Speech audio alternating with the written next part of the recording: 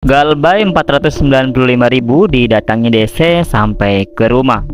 Oke teman-teman, assalamualaikum warahmatullahi wabarakatuh. Kembali lagi di channelnya Aneh, channel yang membahas seputar cerita Galbay. Jadi buat kalian yang ingin cerita pengalaman Galbay, silahkan komentar di kolom komentar sesuai pengalaman kalian ya guys ya.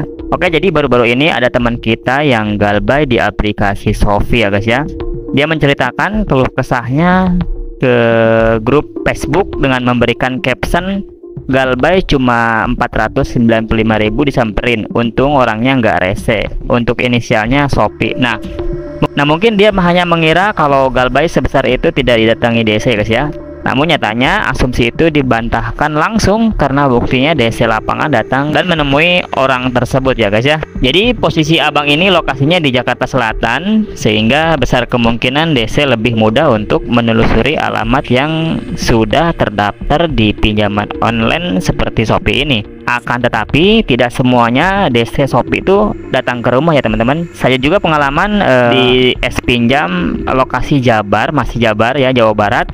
Sampai saat ini tidak ada DC yang ke rumah. Itu artinya tidak semua DC lapangan bakal ke rumah kita. Jadi kita tak perlu khawatir dengan berita yang berkoar-koar tentang DC akan ke rumah jika kita Galbay, karena semuanya tergantung lokasinya masing-masing. Itu sih yang saya sesuai pengalaman ya. Lalu datanglah ya di pikiran kita pertanyaan, apa sih yang membuat DC lapangan datang ke rumah kita meskipun kita hanya memiliki tunggakan 400 ribuan. Jadi begini alasannya teman-teman. Yang pertama adalah tentang kebijakan penyediaan pinjaman ya.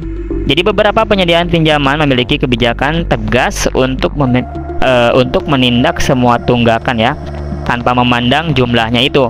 Jadi kalau kita Galbay 400 ribuan, mereka akan tetap menggunakan DC dan menekan nasabah agar segera membayarnya. Itu salah satunya ya. Nah, kemudian untuk kebijakan lainnya biasanya soal biaya keterlambatan dan juga denda.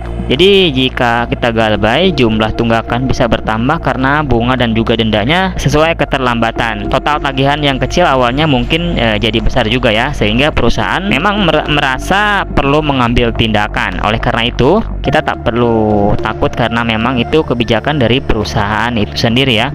Nah, kalau misalkan kita tak sanggup untuk membayarnya ya tinggal kita Galbay saja. Di samping itu, perusahaan pinjaman juga mungkin menganggap kita ya berpotensi untuk tidak melunasi hutang jika sudah melewati batas tertentu, sehingga mereka mengirimkan DC lapangan untuk memastikan pelunasan gitu ya.